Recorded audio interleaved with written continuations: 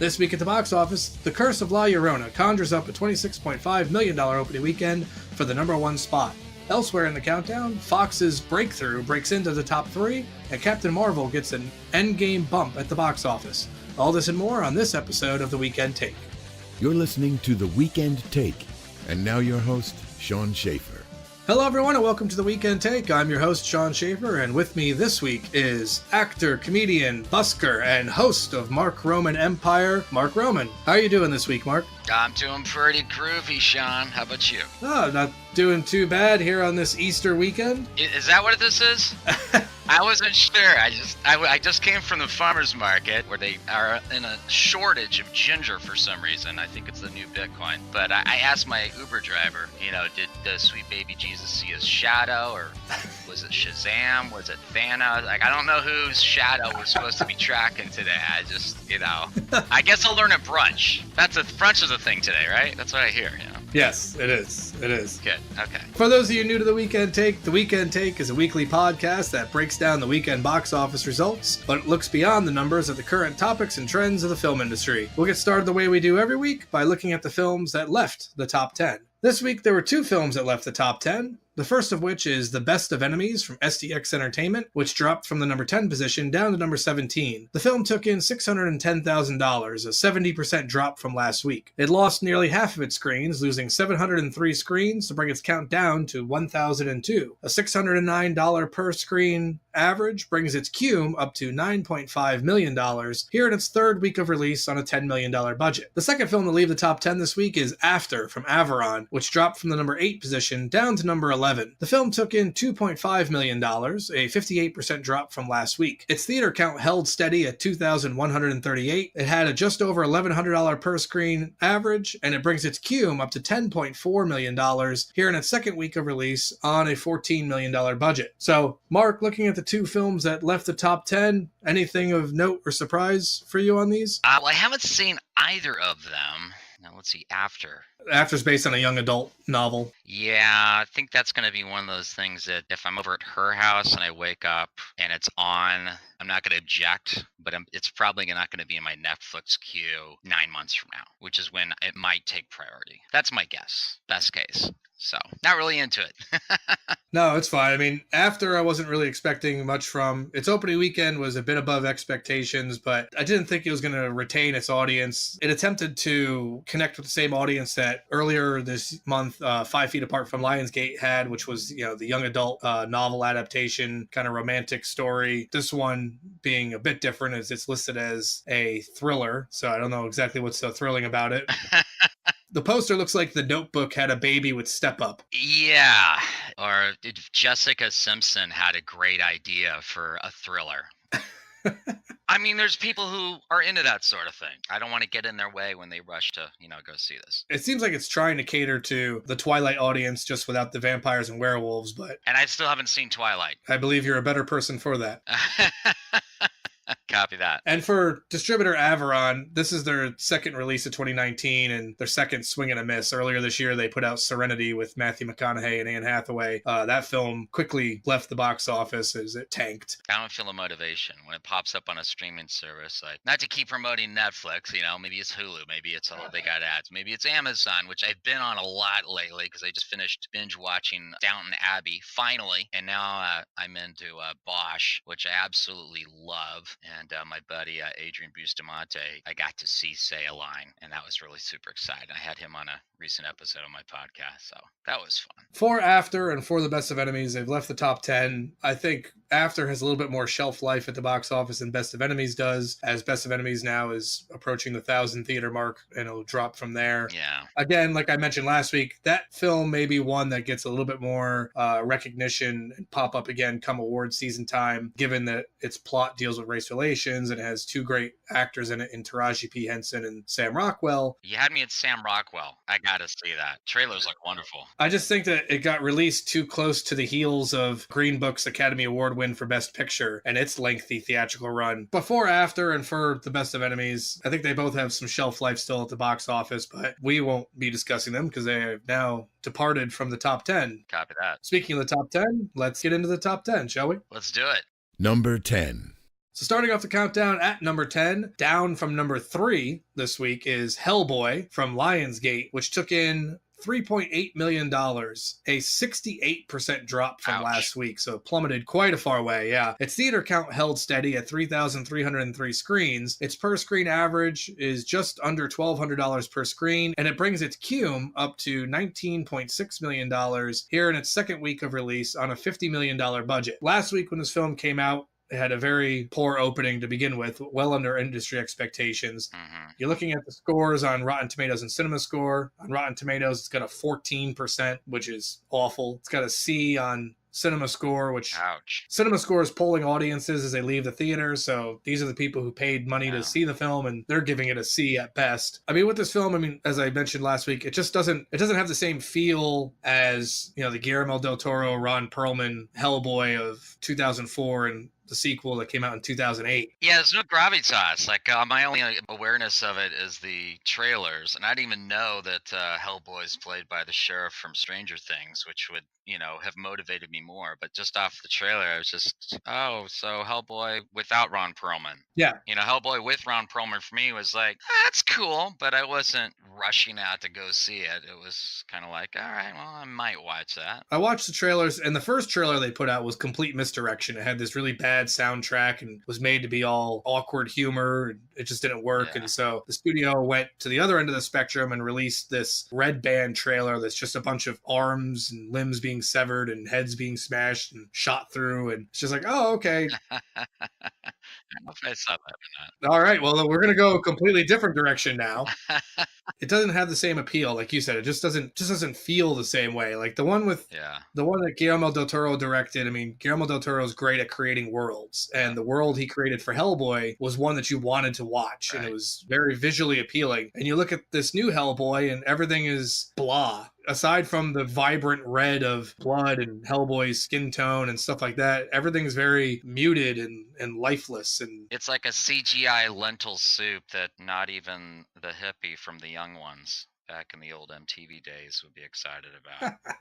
Miss the Young Ones. Great show. It's on some streaming service. You can see it on YouTube. Dear listener, if you have not seen an episode ever of the Young Ones, you deserve to watch at least one episode. My favorite part of them is that they'll like drop in, like on Saturday Night Live, you have a musical guest, but on the Young Ones, it's, you know, ostensibly this sitcom for British college students living together. Suddenly, in whatever scene they're in, it might be their room, it might be at some restaurant, but or the school, some location within the story, suddenly this hot band of the day just is all set up, and they just launch into one of their hot hits, and that's awesome. I go off on little rabbit hole tangents. Tis my nature. I apologize, dear Sean. As I said, up to this point, it's at $19.6 million. So after 2 weeks of release, so after 10 days of release, it still hasn't even reached what Ron Perlman's Hellboy in 2004 had its opening weekend. So Hellboy's opening weekend in 2004 is probably going to be more than this current iteration of Hellboy makes its entire theatrical run. So, well, in my opinion about the new Hellboy is mostly about what I like about the Young Ones. Perhaps I'm not the only one that has a similar opinion. It's very telling, yes, of your particular level of interest in Hellboy, and I think that's kind of the running theme with a lot of audiences right now and their particular interests. It's time for David Harbour to go back to the Upside Down. Yeah, which I will go see. I love that show. Who doesn't? Who doesn't love Stranger Things? Number 9. So moving on down in the countdown, we're up to number 9. Down from number 7 this week is Us from Universal, which took in $4.2 million, a 37% drop from last week. The film lost 504 screens, bringing its count down to 2,264. It averaged just under $1,900 per screen, and it's brought its cum up to $170.4 million here in its 5th week of release on a $20 million budget. With Us, the latest from Jordan Peele, who previously gave us Get Out, here's another well-woven tale of horror and suspense from the man who has taken the very difficult job of taking up the mantle of reviving Twilight Zone to what sounds like much fanfare so far. But Mark, have you had an opportunity to see Us or to check out the new Twilight Zone? I have done neither, although I'm seriously considering getting CBS All Access because I'm a huge Trekkie and I need to dive into the newest iteration of Trek. But I love Jordan Peele. And like when I first saw the teaser for the Twilight Zone and I saw Jordan, reveal and say his line, I was so happy for him. Just an iconic validation for the success of Get Out. I was just like, yes. I would have thought I would have seen Us by now. I do want to see it. I may end up not seeing it in the theaters, see it, when it comes out on a streaming service. Because I gotten feedback from friends of mine who went and saw it, and they're underwhelmed. These are friends of mine that are possibly even bigger fans of Jordan Peele than I am. The sense I get is, especially from what interviews I saw from Jordan, Us was for him. Us was a film that he never saw, and so he made this so he could have that. And I kind of feel like Get Out was, Jordan knew exactly what he was doing with Get Out. He intended to hit a grand slam, and he executed it brilliantly. Us, I feel like, was, okay, now he's got this great seat at the table. He's got all these opportunities, such as, he's now the new face and voice and host of Twilight Zone. So he can suddenly command, a budget and a talent pool and studios to do basically whatever he wants. So he felt like making Us. And is it his best thing ever? No, it's just the next thing he wanted to do. So I feel like it makes sense. I'm really happy for him that he has this position now in this town to do that. The fact that we're, analyzing the metrics of it, the artist in me kind of wants to kind of step back from that and go, it's not about the numbers. It's about, him being able to create what he wants. And I kind of feel like the next thing he does and the next thing he does, like, we're going to have some more things that are of the caliber of Get Out. Like Twilight Zone, the fact that he can make it, to me, is a huge success. That someone who's not a white guy is able to do that in this town. It's taken a very long time to get this point, and I'm just really happy for him. Looking at the numbers and the reasoning behind it, so Us currently at $170 million. Get Out was a much slower burn, ended its run at about $176 million. Get Out opened to $33 million, whereas Us opened to $71 million. Different expectations. Different expectations. So I think the one thing that Us had going adversely for it, huge expectations. The release of Us became very hyped up. And just like anything else, when you get really hyped about something, it's hard for it to meet your expectations when you've got so much potential in your mind built up because of what you previously know of Jordan Peele in this case. Right. You know what you loved about Get Out, and so it's like, oh, it's only going to be better. Right. So you built this expectation. Get Out 2, but this is not Get Out 2. This is a totally different thing. Exactly. And I wouldn't be surprised if Jordan Peele's next venture as a feature film is received unanimously better than Us is, because I think people have a more realistic expectation of, okay, we don't know what we can expect from Jordan Peele, but now we know that he can go in different directions, he can do different things, and everything isn't going to be Get Out. It's not like the pitfall that M. Night Shyamalan fell into after The Sixth Sense, where everyone just expected every one of his films to have a twist, and if we don't like the twist, we don't like the movie. Right.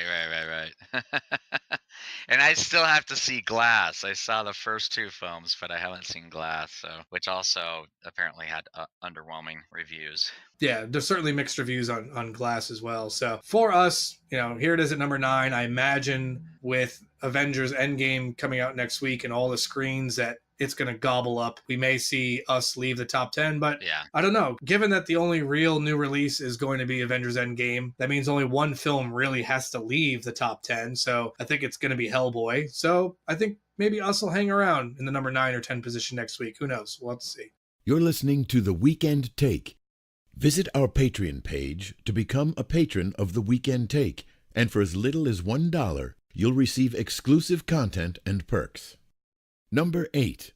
So moving on to the countdown now, we're up to number 8, and this film is up from number 9 this week, and it's Missing Link from United Artists, which took in $4.3 million, only a 26% drop from last week, as it gains 24 screens to bring its count up to 3,437. The film had a just under $1,300 per screen average, as it brings its cum up to $12.9 million here in its second week of release. For Missing Link, this is the latest release from Laika, who previously we would know as doing Coraline, Kubo and the Two Strings, Box Trolls.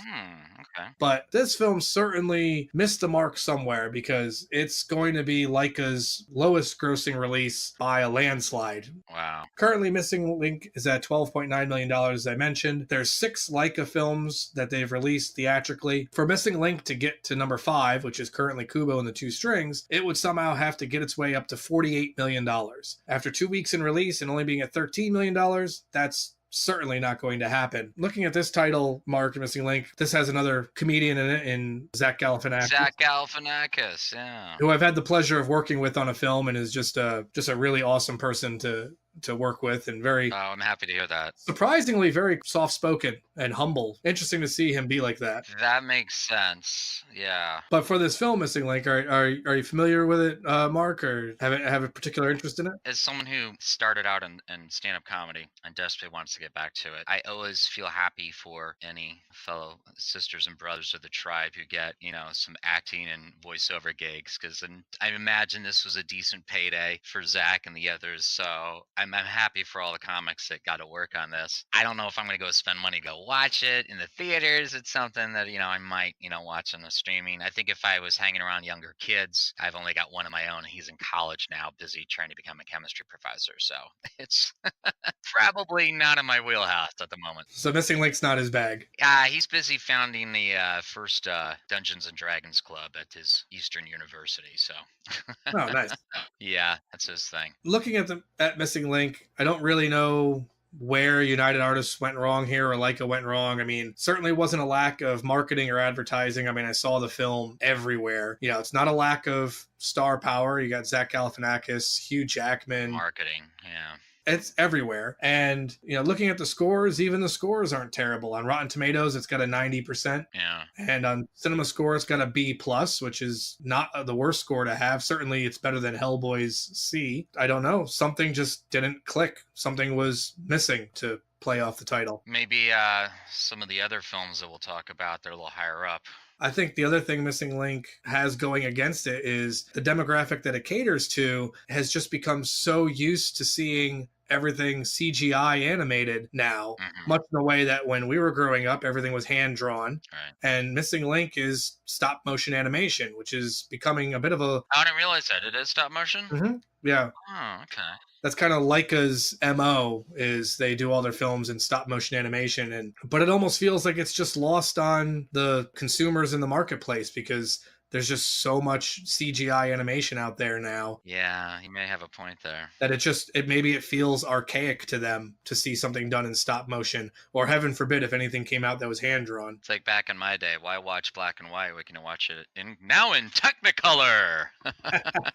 Grandpa Mark with his insights. So for Missing Link, looking at its prognosis at the box office, I think, again, because there's only one main release coming out next week, it'll still hang around the top 10. And I think Missing Link will be one of the films that will be seen as counter-programming to the Avengers. Not every family is going to take all the kids in the car to go see Avengers. There's going to be other things they want to see at the box office. And being it's a vacation week for a lot of kids from school, this is something that they'll want to check out, or some of the other family-friendly fare that we have coming up a bit later in the box office. But I just got to hope that this film finds second life in streaming and home video, I guess, in order for Leica to make a little bit of bank back. Number 7. Moving on to the countdown now, we're up to number 7, and it's down from number 4 this week, is Pet Sematary from Paramount, which took in $4.8 million, a 50% drop from last week. The film lost 439 screens to bring its count down to 3,146. The film's averaging just over $1,500 per screen as it brings its cume up to $49.5 million here in its third week of release on a $21 million budget. So here with Pet Sematary, this film, zero interest in seeing. I don't get the whole remake culture that we're in right now. I mean, I thought, the original Pet Sematary. Oh, it's got John Lithgow. For me, John Lithgow is a compelling reason to see anything. I'm also not a big horror guy. Like, I liked The Shining, but to me, The Shining, even though it's technically horror, it's more of a thriller. Yeah, not a big fan of the gore, but the tension, the thrilling element, that I dig. After listening to some interviews of Stephen King, I've realized that there's a lot of just brilliant, wonderful social commentary that is strewn throughout his novels. So it's made me realize I need to maybe reconsider, especially when it comes to anything that comes from Stephen King or is based on his works. I should check that out. But like you said, the whole remake addiction we have right now, I think I'd want to go back to the original Pet Sematary, who Fred Gwynn is in it. Wow, wasn't he in the Munsters? Oh, and he was the judge in My Cousin Vinny. Yeah. Oh, Fred Gwynn. Hey, what are you mocking me? The two Utes. I'm sorry, the what? The two Utes. The Utes. Oh man, Fred Gwynn. Sorry, John Lithgow. I gotta see the original Pet Sematary.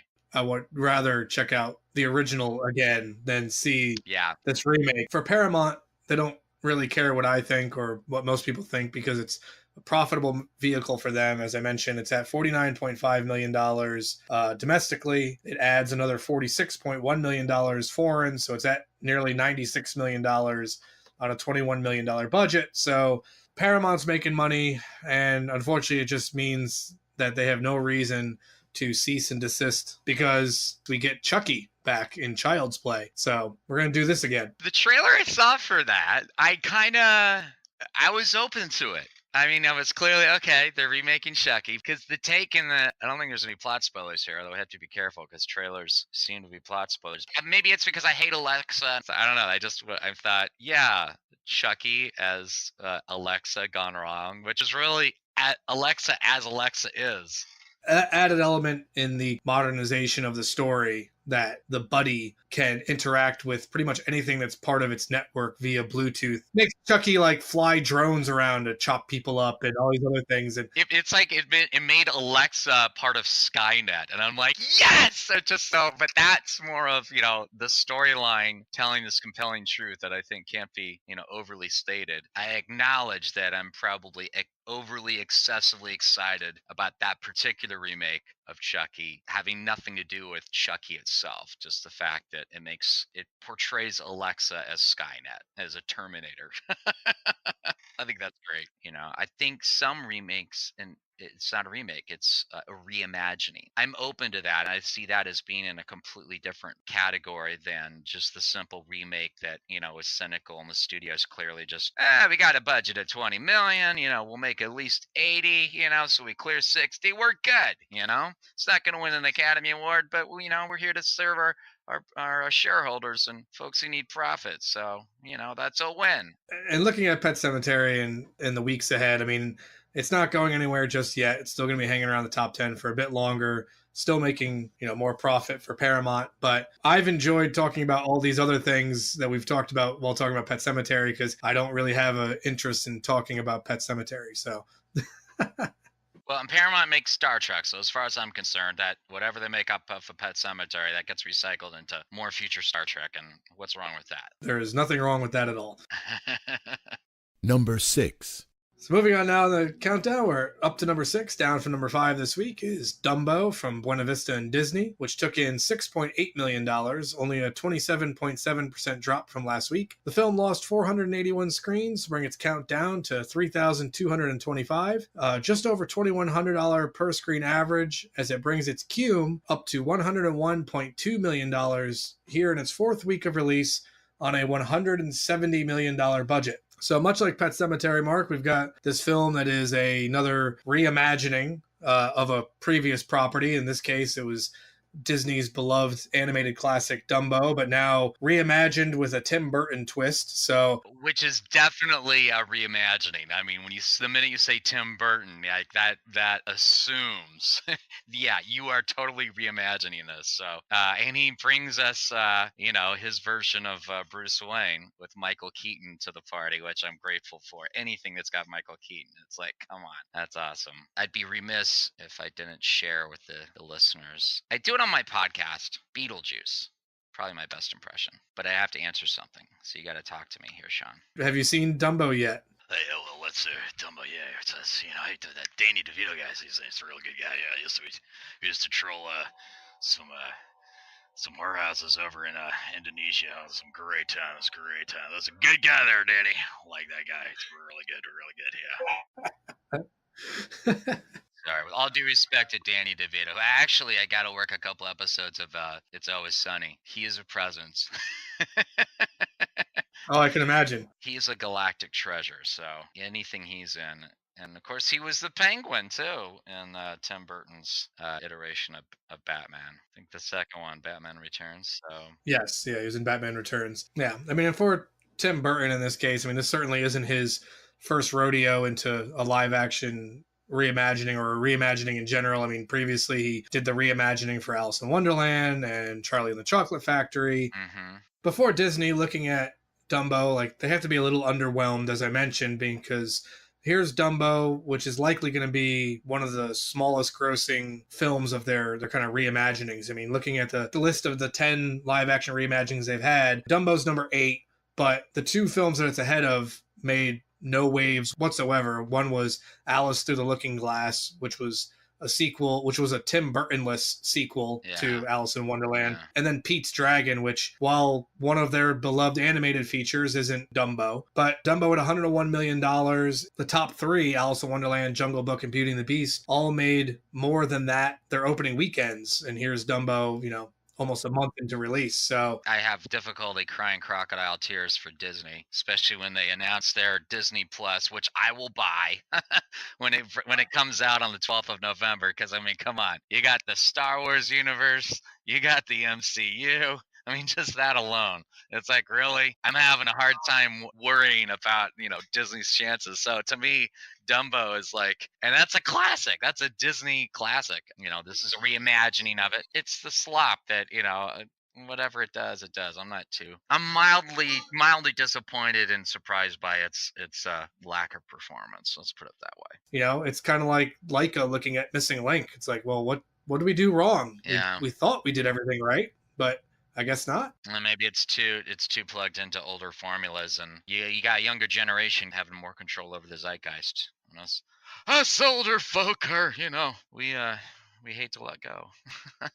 That's certainly true. I can get behind that because there's a lot of things that I look at. Talking about Hellboy earlier, like I like Ron Perlman's Hellboy. I like Tim Curry as Pennywise. I didn't really like the reimagining of it. But when you say all that, all the millennials here. Back in my day, I didn't have a smartphone. I had to rotary dial each number, and it was uphill in the snow, barefoot, both ways. It's like, really? That's what the millennials are hearing. Exactly. Looking at Dumbo's prognosis, I mean, it's still got some more time here at the box office and more time here at the top 10. How it rounds out when all is said and done, I don't really know. I mean, it's at just about $308 million worldwide. I want to see it in the theater. It might be on my movie pass, but I want to go see that. You're listening to The Weekend Take. Visit our Patreon page to become a patron of The Weekend Take, and for as little as $1, you'll receive exclusive content and perks. Now we've reached the point in the show where we take an aside and get to know our special guests a little better. This week we have actor, comedian, busker, and host of the Mark Roman Empire. Also a podcast. Tell us a bit more about yourself and what you do. Well, I'm someone who came to my craft being a performing artist late in life. Growing up born again Christian, you don't watch a lot of Star Wars or films or listen to music. Took The Big Short back in '08, the global financial crisis, to kind of shake me loose of the sales and banking industries because of my personality. Sales managers will always saddle up to me and go, you've got a great personality. You're good with people. You would make a great salesperson of this specific kind of widget. I'd be like, really? Wow, okay.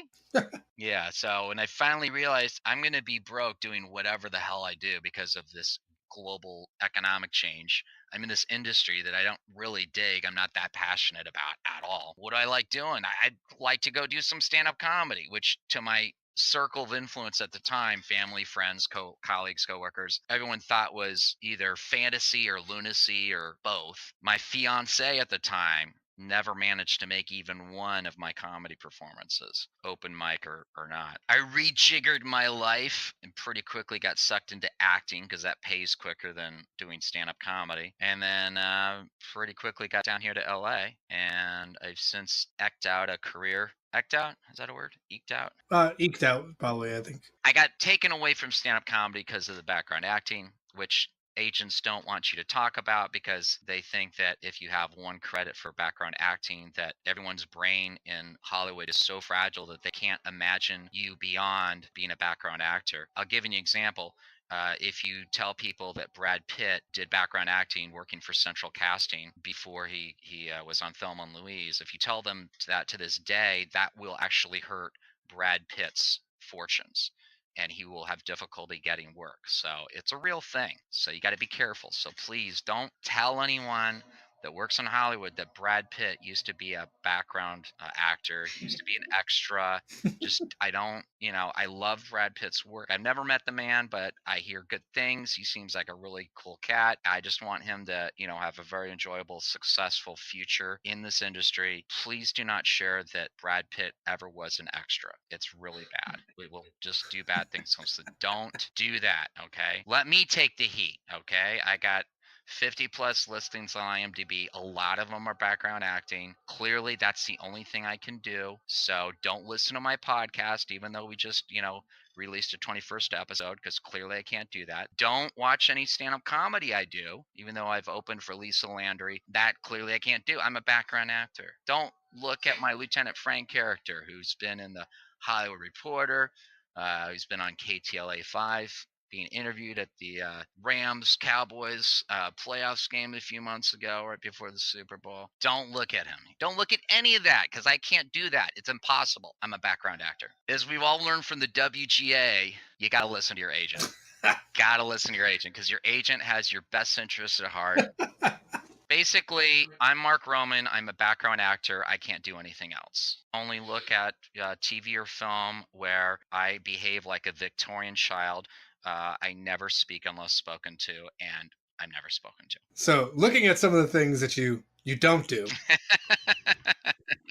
one of the things that you don't do is a podcast, much Yes. like the people listening right now are listening to a podcast. So tell us a little bit about your podcast. Well, it's greatly influenced, as I mentioned earlier, by Mark Maron and Bill Burr, which I didn't even realize that I was effectively doing research for my own podcast for the last decade. But I really dug what they do as comics, and especially Mark Maron's, the way he would interview fellow comics, but then also actors and musicians. And I found myself actually learning a lot of really practical information that I have applied in my career as a working performing artist, and I'm really grateful for that. And to this day, I get a lot of insight that adds some cool tools to my toolbox, listening to interviews of performers who I admire and respect. For me, my podcast, we cover the ABCs. There's no cats, no garage. We just interview actors, buskers, bands, and comedians. Now, Sean, you can ask me the question. That's where I was headed. So, Mark, tell us, what is a busker? I thought you'd never ask, Sean. Thank you. Well, a busker, according to the rest of the world, anyone who lives outside of the United States, they immediately understand. Ask any of your friends that speak languages you don't speak, and they will go, oh yeah, busker, that's a street performer. Which in Hollywood or in New York, most people I've discovered conflate a street performer with someone who's homeless, someone who has many mental health issues and possibly also substance abuse issues, people who might have a criminal record or records. That's been my experience. I mean, just in my own town of Los Angeles, my city councilman, Mitch where are you? Mitch O'Farrell? I don't know. It's one of those names. He literally tried to pass legislation at City Hall to effectively make what I do as a busker, as a street performer, illegal, which for anyone that has even the passing awareness of the First Amendment is absurdly unconstitutional. There's a whole history. I could go down a rabbit hole of LA and buskers, Las Vegas and buskers. Put it this way, that the Jesus freaks that are telling you their specific way to, watch the sweet baby Jesus, crawl out of his hamster hole and throw the right shadow the right way. They're right to do that in public spaces is the same right I have as a performing artist to, strum a guitar, sing a song, or perform a comedic character like my Lieutenant Frank, who wears women's short shorts and rainbow tactical leg warmers while performing a cross between a Don Rickles routine and some sort of I don't know, Emperor Norton from the Gold Rush era of San Francisco performance art piece, something like that. Or it can range to, simple cosplay, which is really common in Hollywood and a little bit also in New York. But I do Captain America, which makes no sense to me because I don't have blonde hair. I don't have blue eyes.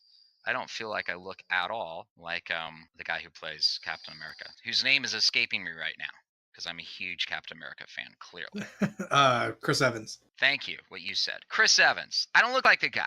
The fact that as a working artist and as a dues paid up working SAG-AFTRA actor, I'm really proud and happy to dress up as Captain America in my version of it that I spend my money doing. I spend my time. I spend my energy. I perform this specific character that is Captain America-like, even though I don't look like Chris Evans. And kids of all ages from around the world march right up to me and say, "Can I get a photo with you?" And they give me their money. It's not a lot of money. It's one of many gigs. If I'm not on a set working something or doing some other production or selling a t-shirt, which I'll have one of these days for the podcast, it's better than writing mortgage loans. Less people die.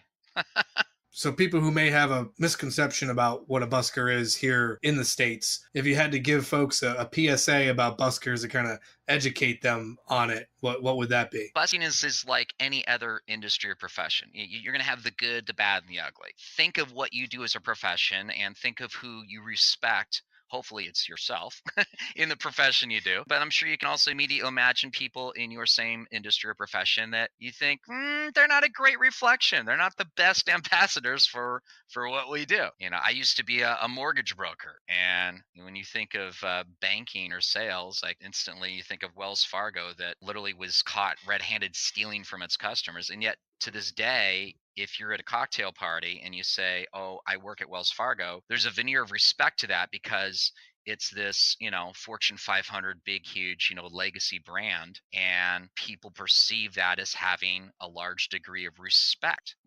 And I remember when I used to tell people that I was a mortgage broker and how they would react. They go, "Oh, really? Oh, where do you work with?" And I named the firm. Like, "Oh yeah, I've heard of that.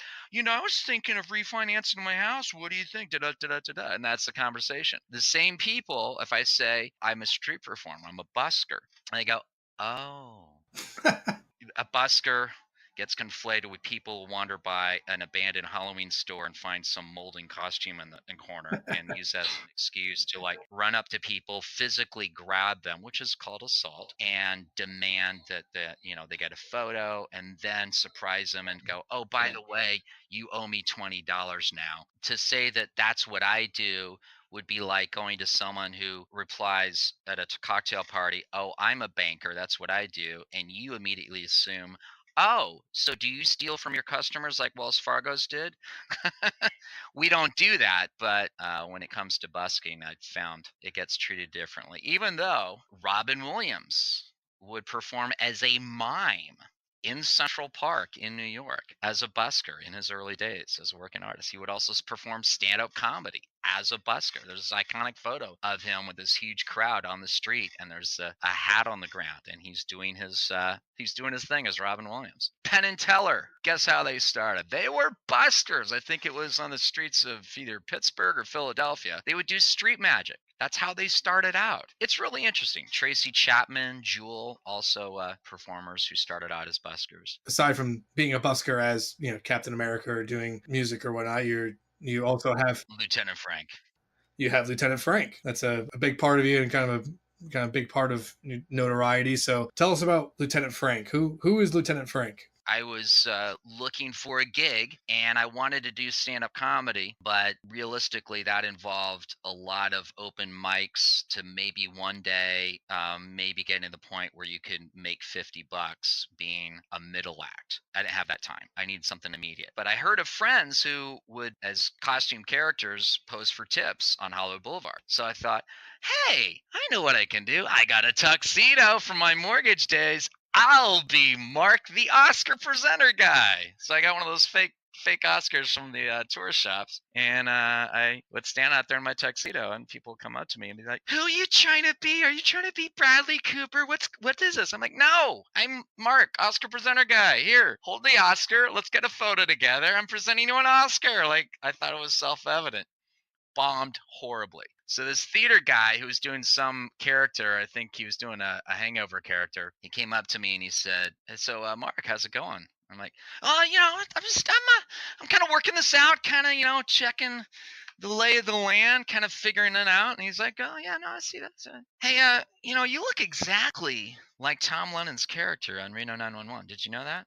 And I thought, no, I don't know that because I don't have a mustache. I was clean shaven at the time. And he said, well, just food for thought. I'm like, okay. A few more grueling minutes go by, and I finally come back to my buddy and I say, all right, when you said you had a fake mustache in your car, did you? He's like, oh yeah. And it's like he had this, like, mechanics have like their tool a bag. My theater buddy had like just a bag of tricks, and in that bag of tricks he had a mustache. So I pointed this mustache. I had these ridiculous pleated baggy golfing shorts that I rolled up to the top to try to make these shorter shorts, but I got these pockets hanging down practically to my knees. It looked ridiculous, but with the mustache and a recycled Marine Corps from the Army Surplus store button down top, apparently I was Reno 911 enough, because people come up to me and go, Lieutenant Dangle, and they get a photo with me. I get a tip, and then light bulb went off, and I'm like, it's not about what I think I look like, it's about what complete strangers consistently think I look like. So since then, I was about 6 years ago, the costumes kind of evolved. I now have rainbow tactical leg warmers, which has nothing to do with Reno 911. I have a banana instead of a gun, which is my own creation. I have a Barbie walkie, which sometimes people will accuse me of stealing from my daughter that I don't have. But yeah, and you basically, to me, I'm like, how do I do stand-up comedy without having to get permission from club owners and make money at it? And that's what Lieutenant Frank is. So he wears this ridiculous costume and he issues fake citations. So he'll go up to complete strangers, your typical bro dude who, is wearing cargo shorts and sandals, which Lieutenant Frank calls shower slippers. Lieutenant Frank will cite the guy. Like, throw his hands down as he's wearing his, women's short shorts and rainbow tactical leg warmers, and he'll point to the bro dude's sandals and go, what are those? And then cite him for shower slippers worn by a grown-ass man and cargo shorts pride, among other things. Some notable names that have received citations from Lieutenant Frank include Kelly Osbourne, Joe Jonas, David Spade. I approached him at an event where I was paid to be Lieutenant Frank. I had a different reaction from another celebrity who got unnamed, but it's difficult watching that guy's cartoons anymore. But I came up to David Spade and he looks at me and he goes, okay, what's this all about? And very gamely endures my Lieutenant Frank, and he issued David Spade a citation for being David Spade. And David could not have been more gracious, and I will never forget that. Anything he does now, I kind of perk up a little bit. He was an experience that you hope you'll have, but you don't always have. Yeah, Lieutenant Frank's had some great qualities. He's been in the Hollywood Reporter, a couple different newscasts being interviewed. He got hired by Ray Donovan through their location scouts in Hollywood. I was walking around as a busker, and the location scouts from Showtime's Ray Donovan found me, and they were just beyond thrilled, and they hired me. Unfortunately, my performance did not make the final cut, but if you watch the episode, it makes a lot of sense that I'm not there.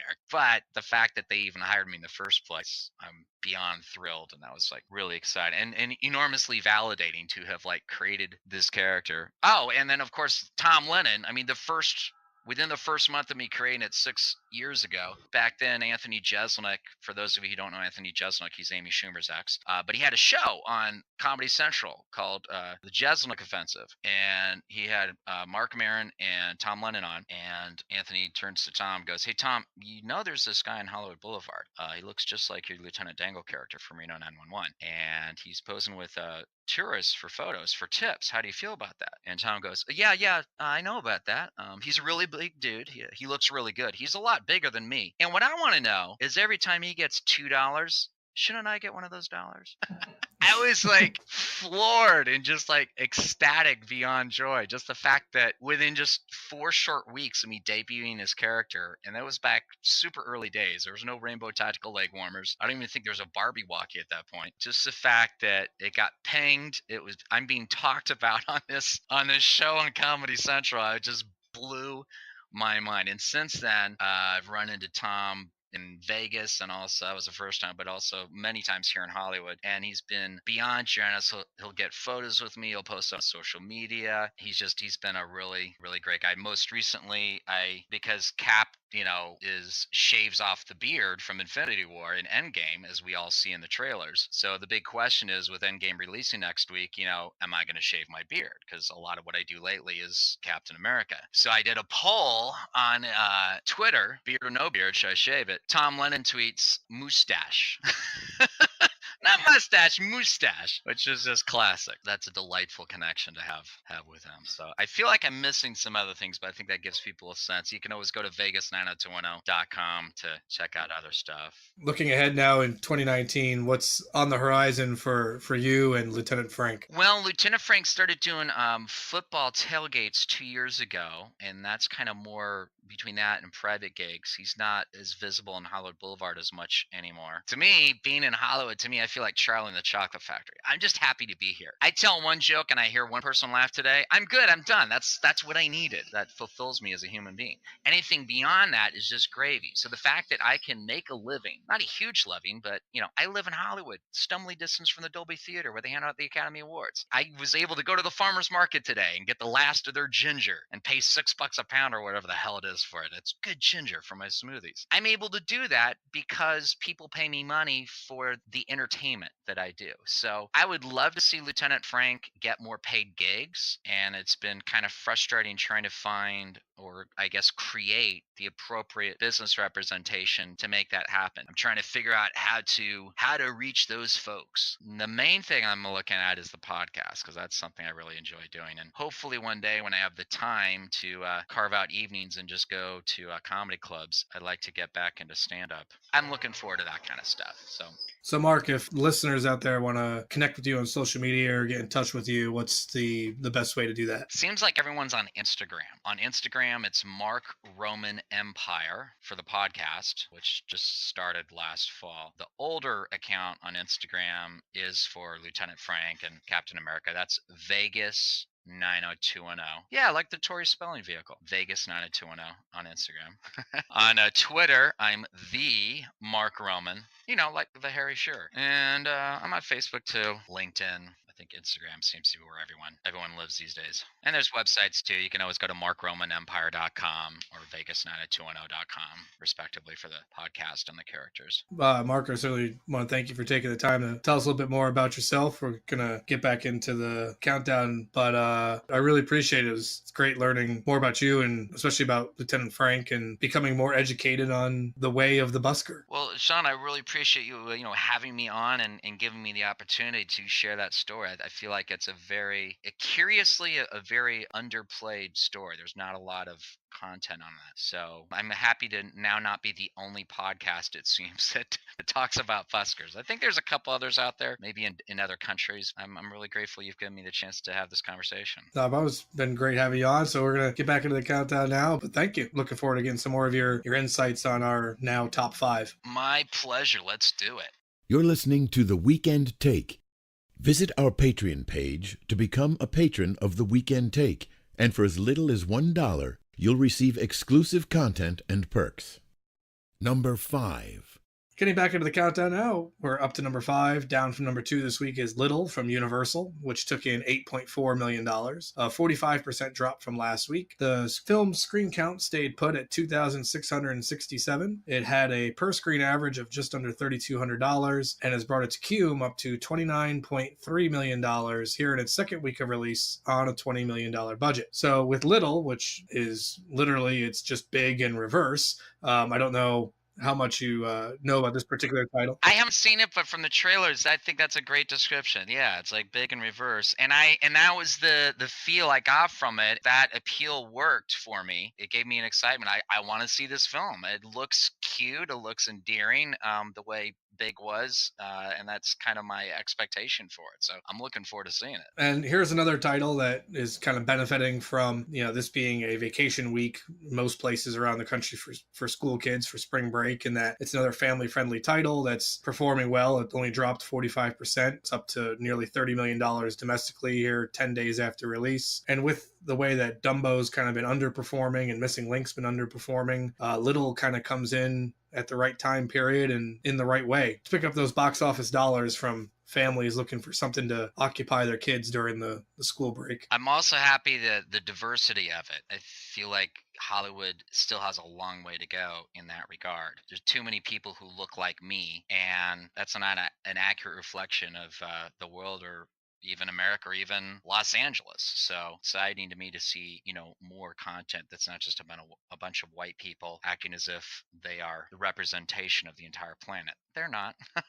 It's good to see the success of a film like Little. With Avengers Endgame coming out next week, this is another one of those titles that will kind of help to serve as some counter programming or alternative viewing options for people going to the theaters. Sure. So I see Little probably performing just about as well, next week, given that Endgame will be the only game in town. Yeah. Looking forward to see what this one does from Universal. I agree. I think it would stay in this, the top 6, 7.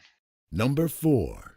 Speaking about the MCU, moving on in the countdown now, we're up to number 4, which is actually up from number 6, getting a bit of a bump in its gross thanks to Endgame just on the horizon. As one would expect. Is Captain Marvel from Buena Vista and Disney, which took in $9.1 million, a 6% increase over last weekend, even though it lost 322 screens, bringing its count down to 2,653. The film's still averaging over $3,400 per screen, and it has successfully crossed the $400 million mark domestically and is just about at $1.1 billion worldwide here in its 7th week of release. So Mark, I'm sure you have something to say about talking about diversity with Little. Here we have Marvel's first female-led superhero film. What are your thoughts on Captain Marvel and Brie Larson? A woman superhero can be a huge, enormous financial draw. Who knew?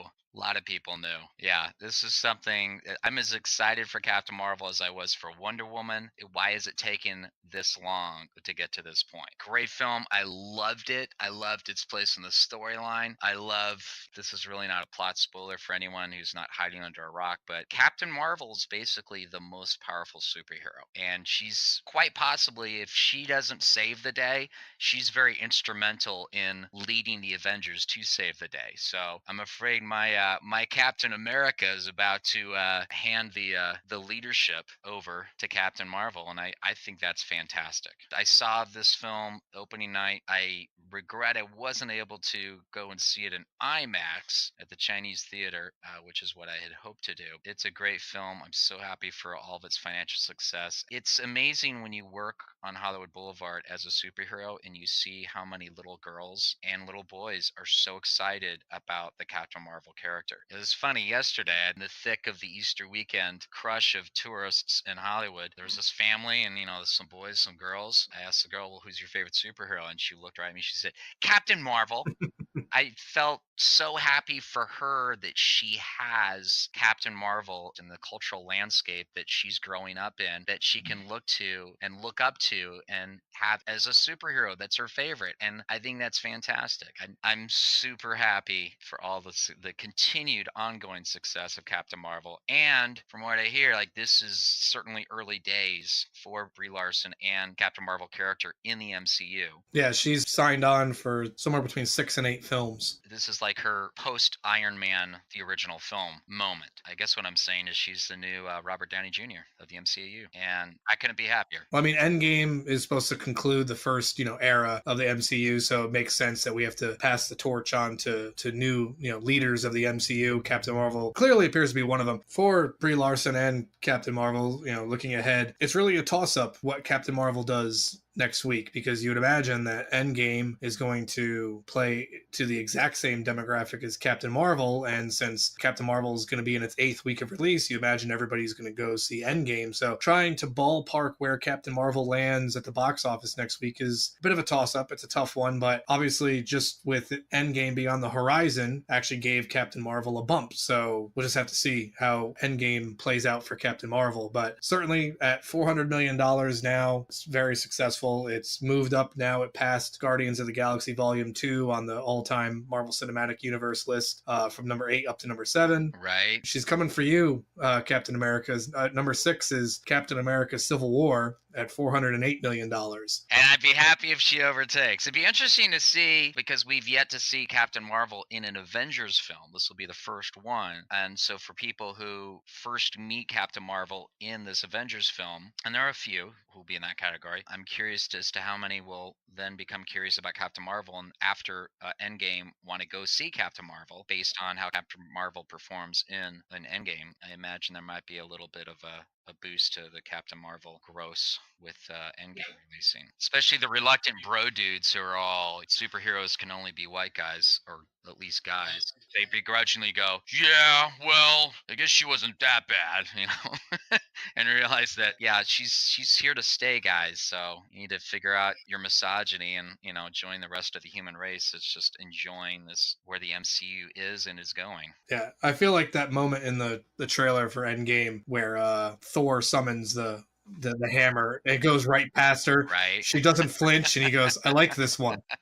I think we'll look back on that as an iconic cultural moment, because that scene, it says so much with such a simple scene. I love it. Yeah. More, please. Number 3.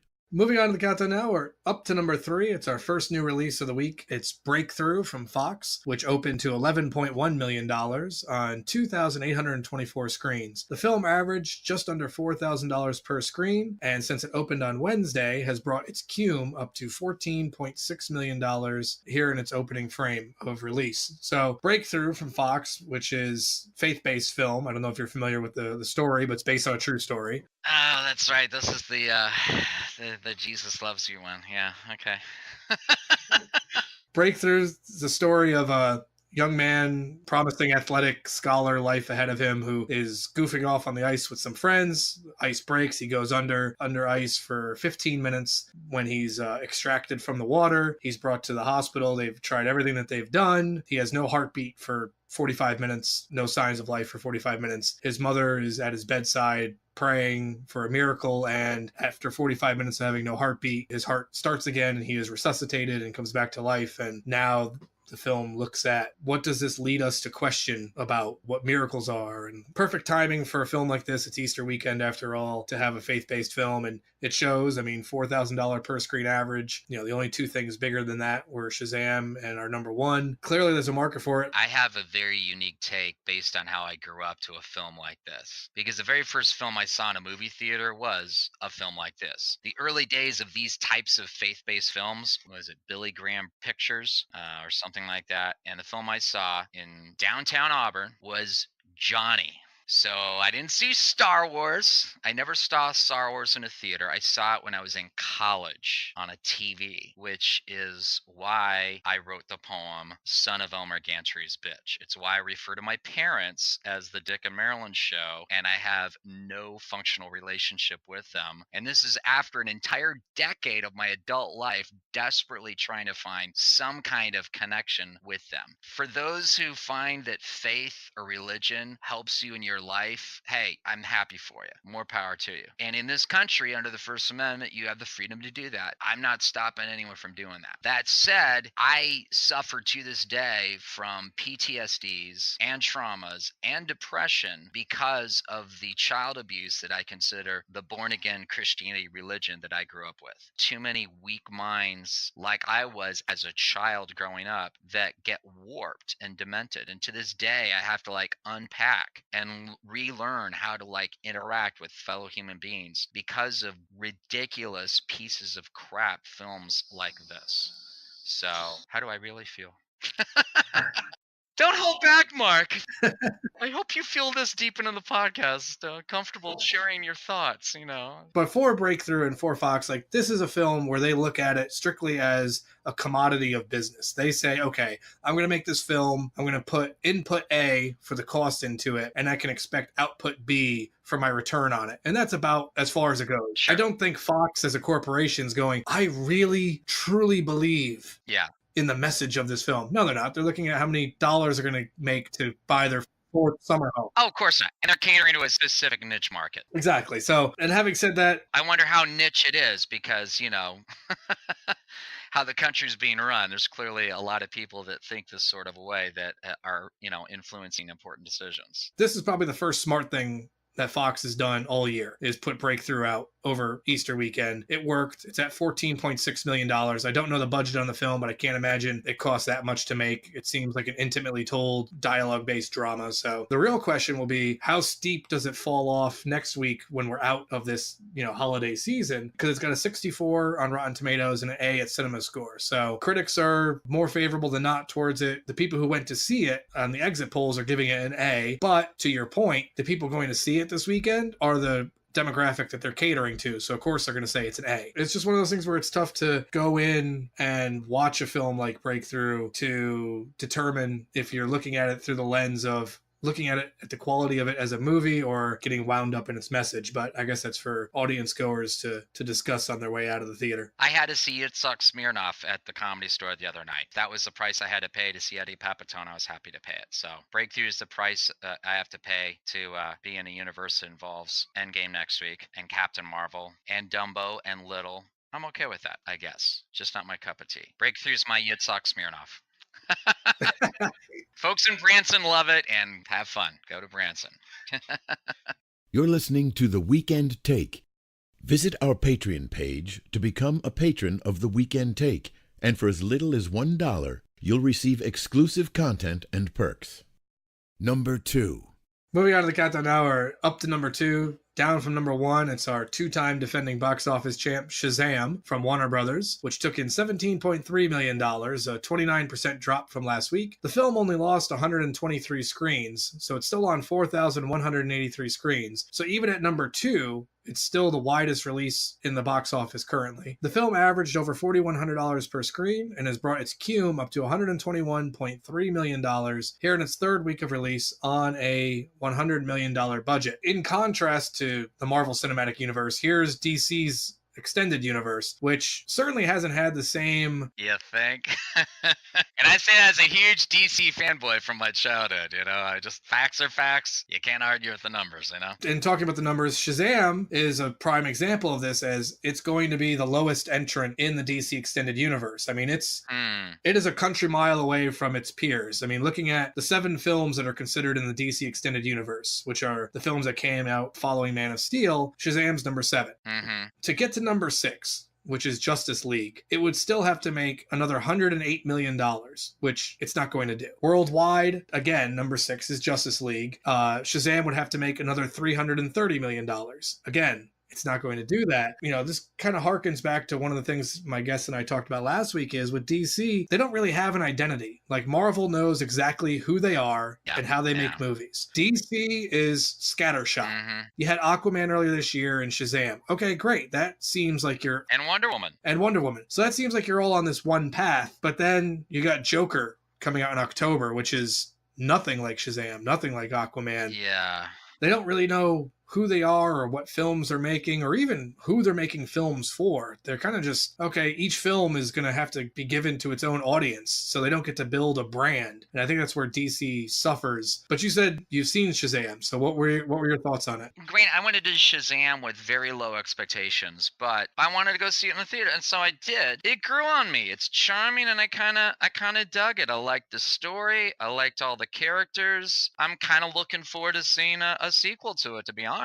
But you're right. It is part of this DC universe that clearly doesn't have a direction. Well, they don't have a Kevin Feige. Kevin's like Ferris Bueller. He knew what he was doing when he woke up a decade ago. He has a plan, and he's been very expertly executing that plan. Well, that's the thing. When we got into the DC Extended Universe, Warner Brothers and DC's answer was Zack Snyder, which that was the worst decision they could have made, in my opinion. I mean, I like some of Zack Snyder's work. I like 300. I like Sucker Punch visually was okay, but that style doesn't apply universally. And moviegoers and everyone found out pretty quickly about that when we got into the DC Extended Universe, but then they just kept giving them the reins. They're like, okay, that one failed. That one sucked. You know what? That was a fluke. Try this one. Oh, that one sucked too. You know what? Third time's a charm. You got this. I really enjoy what Patty Jenkins did with Wonder Woman. I mean, if it was me running DC, I'd hand the reins over to Patty Jenkins. That's just me. It would make sense, but again, I think Patty Jenkins is kind of like Christopher Nolan. Like, she wants to make films. I don't think she doesn't want to run essentially a studio. Yeah, you're probably right. But you know what? Has anyone asked? They'll ask that question to her if Wonder Woman 1984 is as successful or more successful than Wonder Woman. Fair enough. Fair enough. I mean, look at Captain Marvel. Mm-hmm. There's a lot of women involved, both in front of the screen, but especially behind. There's a lot to be learned there. The silver lining for Warner Brothers for Shazam is that Shazam costs less to make than any of the other DC Extended Universe films. So they'll still make a profit, but they just won't line their pockets as much as they would have done if it was as successful as, say, Aquaman. Right. I don't know. I do know. I mean, to me, the reason why the MCU is so successful is because they deliver both the tragedy as well as the comedy that you get from Shakespeare. I mean, the Thanos snap, it doesn't get much darker than that. You know, you wipe out half the universe watching Spider-Man, die in Tony Stark's arms, he just goes to dust. And yet you have all this comedic lightness, the banter back and forth. It's Shakespearean what they did there. You can do both in the same film. That's been the magic of the MCU. That's the magic of Shakespeare. Number 1. At number 1, in its opening weekend, it's our second new release, is the La Llorona. is the Curse of La Llorona from Warner Brothers. So Warner Brothers taking in the 1-2 punch. They get number 1 and number 2 this week. Wait. Is it La Llorona or is it La Llorona? Because I learned in my high school Spanish class with Mr. Redardi that you got 2 L's together. That sounds like a Y. Yes, so it's supposed to be the Curse of La Llorona. Okay. La Llorona. All right. Got it. And so the Curse of La Llorona is part of the Conjuring franchise universe. In the tales that the Conjuring set up, other spin-offs included The Nun, Annabelle. Which I have not seen. The Curse of La Llorona, which is based on a fairy tale about, a woman in the water who would drag children down and drown them. So terrifying for parents, I'm sure, at the time that the kind of fairy tale came out. But The Curse of La Llorona opens to $26.5 million on 3,372 screens, a near $8,000 per screen average. Here in its first week of release, its opening frame on a $9 million budget. No matter what happens from here, Warner Brothers, just in 3 days, has more than made a profit on this film. Worldwide, it's at $56.5 million. And as we previously established, Warner needs a win. So this is a welcome win for Warner. Yeah, this is a welcome win for them. And this is much like Breakthrough with Fox. This is kind of one of those genre films. This is what I would call a genre horror film made for the same budget that all the genre horror films are made for. This one, $9 million. Horror films are seemingly in a bit of a kind of a renaissance themselves right now. Like, there's just a lot of horror content coming out that's doing very well with audiences. Long gone are the days of the slasher films of 9 Friday the 13th and 7 Nightmare on Elm Street. They're all being made for very little money and having very high returns. So the market keeps getting flooded with them. Now, the question is, when does the tipping point come? When does it become oversaturated? That remains to be seen, but it's certainly not with Curse of La Llorona. I know you mentioned you're not too much of a horror film goer, Mark, but what are your thoughts on this guy? Well, the genre's growing on me because I'm, like I said, kind of rediscovering Stephen King. And let's not forget, as a child, a born-again Christian of a very specific kind, like anything Stephen King, like literally Stephen King is the devil himself. He's probably Satan. That I'm having to overcome that literally every moment of every day of my adult life to go, no, he's a brilliant author. And I'm in an industry where a lot of people get some great gigs and jobs and careers because of the wonderful content he's created. There's a lot of commentary on our times in these stories that are ostensibly horror in nature, and I'm just now realizing that, and it's enabling me to see beyond the slasher elements, which to me, I'm not a slash porn fan. I guess that's not my porn. I'm into porn, just not, gore porn. Because if anyone's honest, we all are into porn. It's just what kind of porn are you into? I'll be curious to see how it does next weekend, because coming out of the box office, it's got a 32% at Rotten Tomatoes, so not very good. Oh. And even on Cinema Score, it's got a B minus. So the question is, okay, well, audiences got drawn in by trailer, the fact that it's part of the Conjuring universe. Us has been out for 5 weeks, so people who are itching for new horror films, this is what they can go see. It's not going anywhere anytime soon, because next week is just Avengers, and this is another, counter programming alternative viewing option to see, because if you're not into seeing a comic book superhero movie, there's a horror movie, or if you're not into a horror movie, there's family movies like Little and Dumbo. And looking ahead to next week, there's only one release out, like we've mentioned. It's Avengers Endgame. Premieres on Monday here in Hollywood. Oh, nice. They're literally going to be setting up the barricades where I'll be Captain America later tonight. Tomorrow's going to be crazy to be Captain America. It'll be a very interesting experience. So the question isn't, is it going to be number one? We know it's going to be number one. The question is, how much will it make? Mark, would you care to venture a guess at Endgame's opening weekend? Infinity War, just to put it into perspective. Yeah, because I'm not good with the numbers here. So okay, so to put it into perspective, Infinity War opened to $257 million opening weekend. Mm-hmm. To give you a couple more titles to kind of range it in, Black Panther opened to 202. The original Avengers opened to 207. The Force Awakens for Star Wars opened to 248. Last Jedi, 220. So now take all these into consideration, and the fact that Infinity War was 257, I would ballpark it hits 300 million, which would be completely unheard of in the history of the box office. But I just feel like there's too much at stake. There's too much riding on this, that it's got to be something like that. But what do you think? I'll see your 300, and Brie Larson is insisting that I say Bonko for no good reason, but I'm going to raise you to 350. And when it hits 350, Brie Larson can again say, "You're welcome." And she'll have every right to do so. And anyone who thinks that she's being arrogant, I respectfully ask that they sit back and reflect on all the dudes throughout the history of time that have made interesting planting of flags, and ask yourself, do you really want to call Brie Larson as Captain Marvel arrogant? Because I think you're possibly being a little misogynist. 350, final answer. Oh, and you know what? I completely forgot that I've been doing the last 2 weeks, and it'd only be fair to get your input on it. So for the last 2 weeks, when discussing Captain Marvel, I posed a question to my guests that if the DC and Marvel universes collided, and you had Gal Gadot's Wonder Woman go head to head with Brie Larson's Captain Marvel, who comes out on top? Oh, that is a cruel and unusual question to ask. Oh, I really want to take the fifth on this. It's 1-1 right now. 2 weeks ago, my guest said Wonder Woman. Last week's guest said Captain Marvel. So, well, we have some models here, because Wonder Woman is a goddess. Mm-hmm. Who is a god or goddess in the MCU? We got Thor. I kind of feel like Captain Marvel's ability to literally alter the laws of physics at will.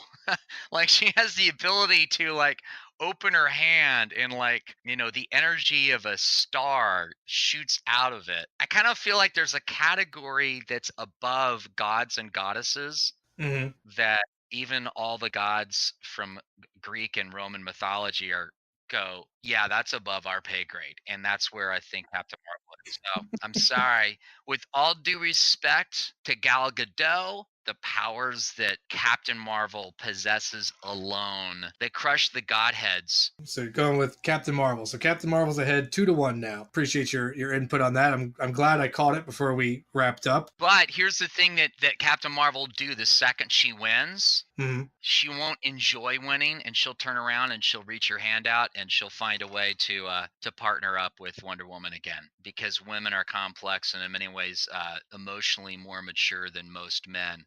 They'll find a way to have a deeper collaboration in the future despite their huge battle, and it will blow most people's minds. but Captain Marvel will technically win. Before we sign off, Mark, one more time for the listeners, if there's someone wants to reach out to you, get in touch with you, connect with you on social media, how would they go about doing that? Mark Roman Empire on Instagram, the Mark Roman on the Twitter, and just go to markromanempire.com on the internets if you want links to everything, because they are there. The Weekend Take's also on social media. We're on Twitter at Weekend Take. We're on Facebook at www.facebook.com/The Weekend Take. And please check out our Patreon campaign at www.patreon.com/The Weekend Take, where for as little as $1, you can become a patron of The Weekend Take and get early exclusive access to extended cuts of the episodes in case you want to hear more of the conversation that Mark and I had today. I like that. But otherwise, that about wraps it up for us here this week on The Weekend Take. Mark, thank you again so much for coming on and being our guest this week. Oh, Sean, thank you so much for having me on. This was an absolute blast. It was great to have you on. And for listeners at home, enjoy your week ahead. And I look forward to reporting back to you next week to see where our predictions landed on Avengers Endgame. Here we are at the conclusion of MCU's first era, so I'm excited for it. I know you are as well, Mark, so can't wait to report next week. So until then, take care, everyone. Bye. You've been listening to The Weekend Take. Be sure to subscribe on iTunes and Google Play and follow us on Facebook and Twitter. Visit our Patreon page to become a patron of The Weekend Take, and for as little as $1, you'll receive exclusive content and perks.